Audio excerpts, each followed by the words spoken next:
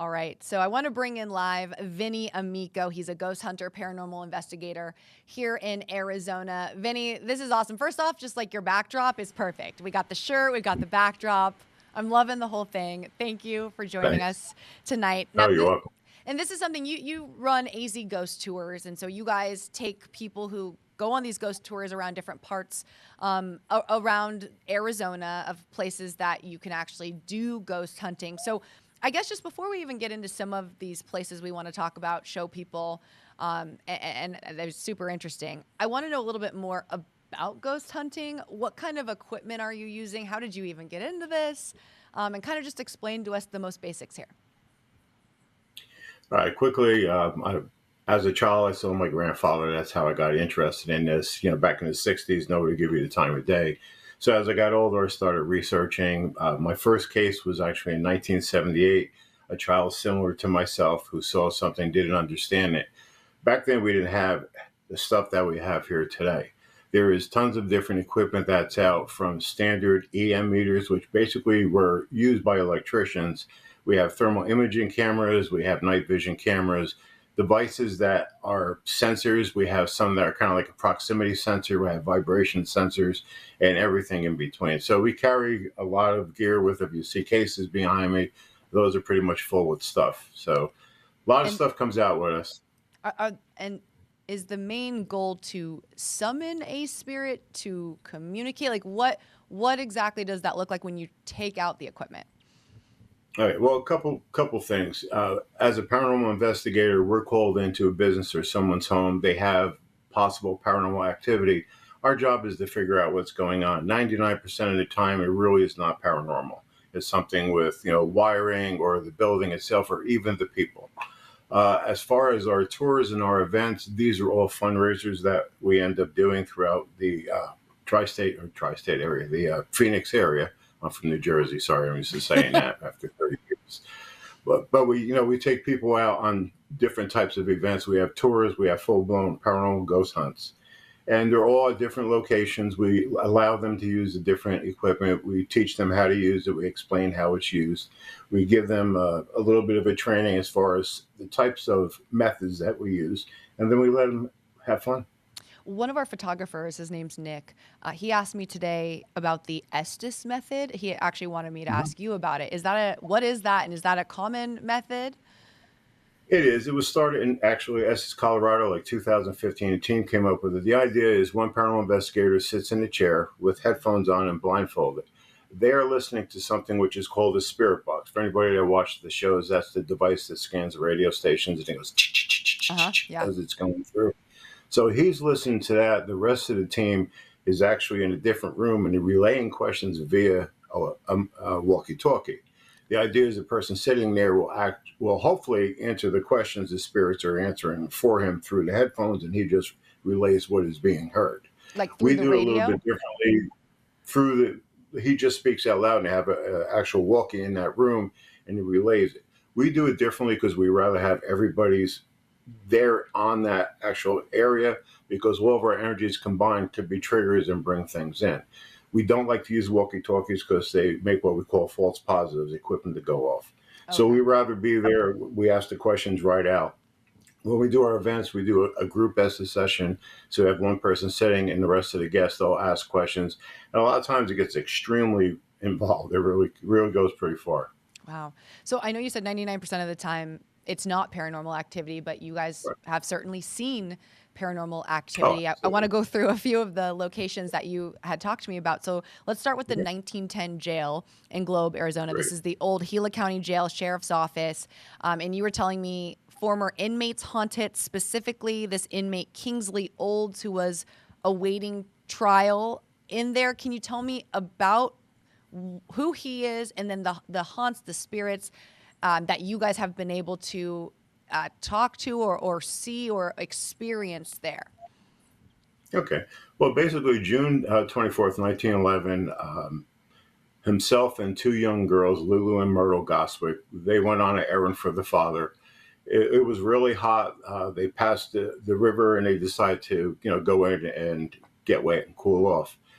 He was found with the bottom of his jaw blown off. The girls were drowned. The younger child was naked, and the older one was still in clothing. He was brought back to Globe.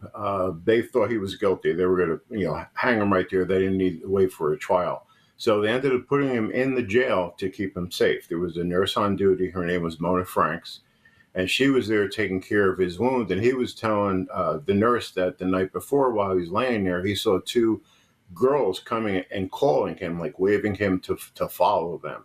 So he was scared out of his wits. July 3rd, the morning of about 4 o'clock in the morning, someone snuck into the courthouse, which is right next door. They shot through the bars and killed Kingsley where he laid. He was never got to trial. He was never convicted. And his spirit is basically unrest because his name is dirtied.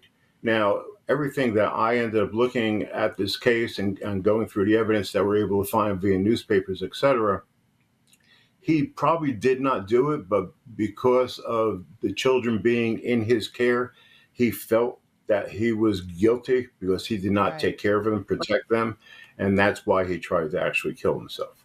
Wow. And so you've gone into the jail. Have you experienced or encountered him, or what kind of spirits? And tell me kind of your guys' experience there. Out of the 47 years I've been doing this, the jail is not just saying it's the most active, it's the most interactive. They do communicate. They will make noises. They make sounds. They jingle keys. I'll walk into the jail and I announce myself, hey, it's Vinny, I'm here tonight. And all of a sudden I'll get a bang, like a welcome bang. They love playing with the equipment. They like interacting with people. We have an unbelievable time up there. The place is extremely active. If anybody's ever going to go on any event and just want to do it once, the jail is the place to do it. That's the place to go.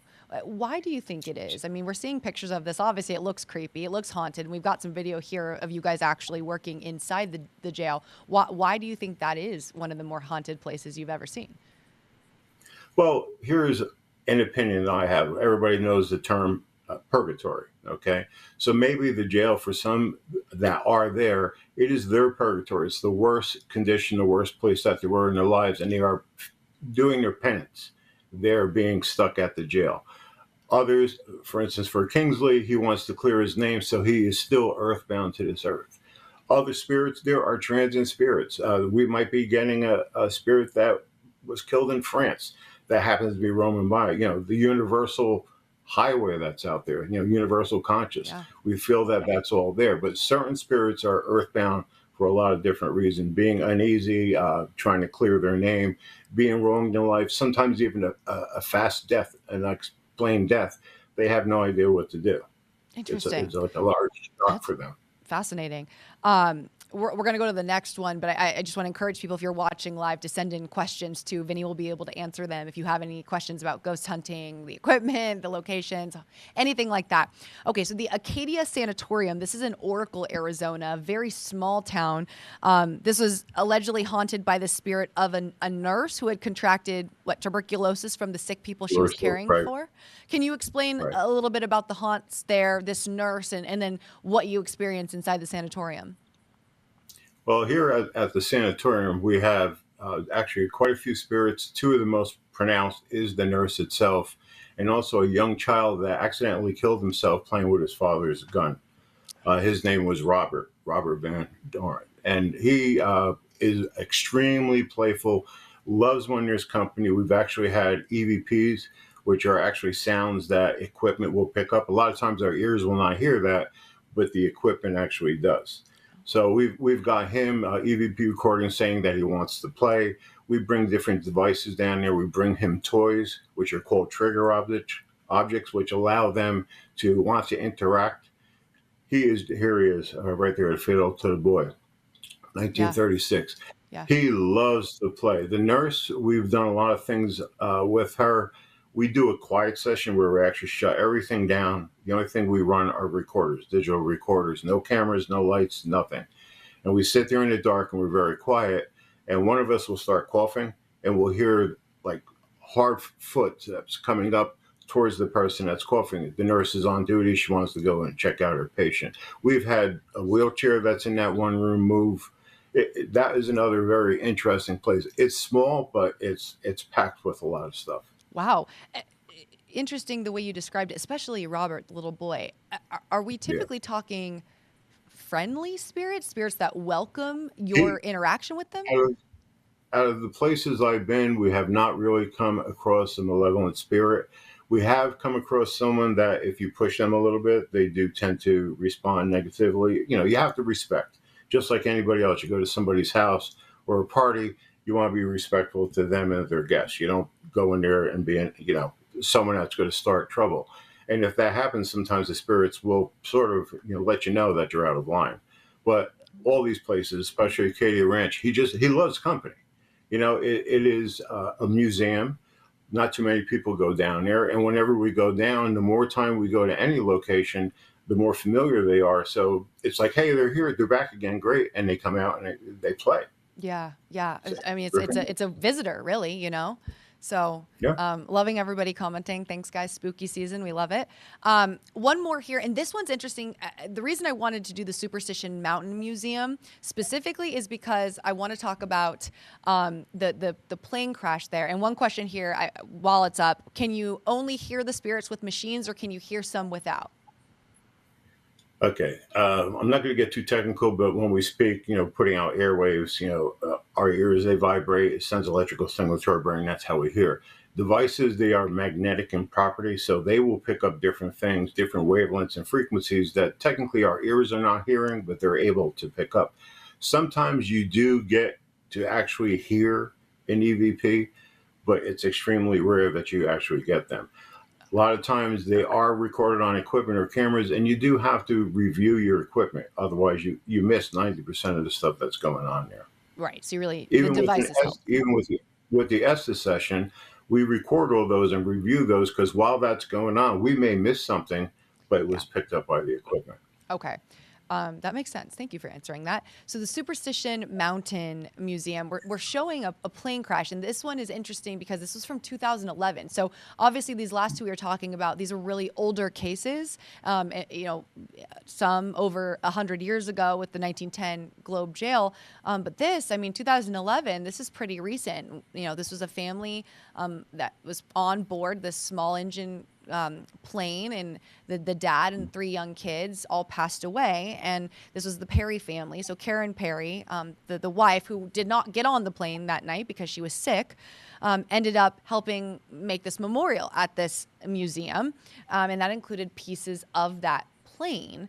And so can you explain to me how this all relates to the spirits being kind of a recent, tragedy? You've been able to actually talk to the kids?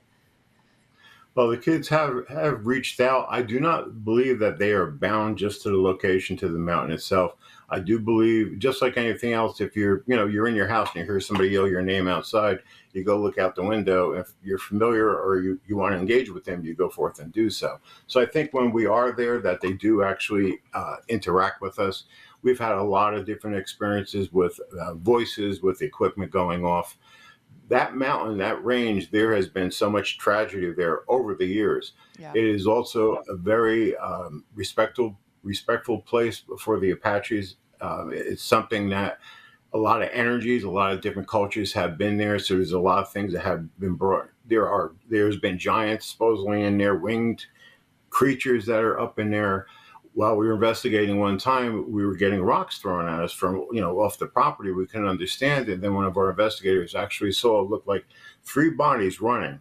And then all of a sudden they just morphed down and they completely disappeared. So talking to Apache, they said it could have been a shapeshifter that we encountered. But the kids themselves, they do interact, especially by the wreckage where that was brought in by her, the mother, Karen. So it is, it's a sad story. When we go there, two of our investigators are what we call sensitives, and they're kind of empathic, and they pick up that misery and the sadness from those kids. One of our investigators just started crying. She had to leave the area. It just Wow. got to be too much for her. Did these kids say anything? Do they communicate any words, or is it more a feeling? More with the equipment, using the spirit box, doing Essa sessions. There is a couple of videos that we have there. That's one of them where we are getting EVPs coming up. We actually had a piece of equipment sitting on a table. Nobody was around it. We were doing a session, and it physically moved by itself. The children were also in that same area, which is the barn. They were end up talking with us with EVPs.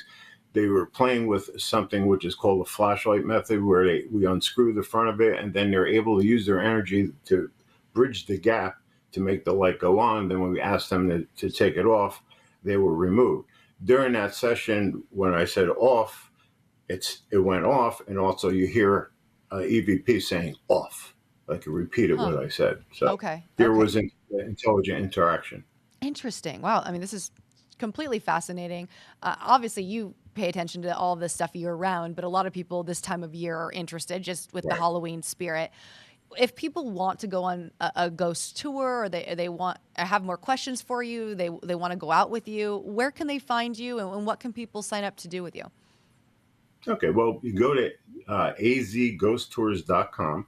Mhm. Okay, we have different type of, I'm going to call them products. We have a standard haunted history tour. It's about an hour long. We take you through whatever location it is. We give them the history. We will show you physical evidence that we have captured there. Okay, then we have something called a Ghost Tour Plus. Mhm. It is the haunted historic tour, but it's also adding a little bit of time so you can get a taste of what ghost hunting is. So that Nice. runs about 90 minutes. So it's a little bit longer, and a lot of people really like that. Then those people all of a sudden they're really interested and they want to do the full blown 5 hour paranormal investigation. Mhm. That one gets really intense. That's we like to have 16 and over, prefer adults, but some Sure. 16-year-olds are they're mature enough to handle that. The history tours are family oriented, so you can bring kids in there, and kids 10 and under are free, so you don't Got have to it. worry about paying for them. There's kind The of other something is for 12 and over. so everybody. There's Something kind of for something for everyone. everybody. Yeah. It is all history driven.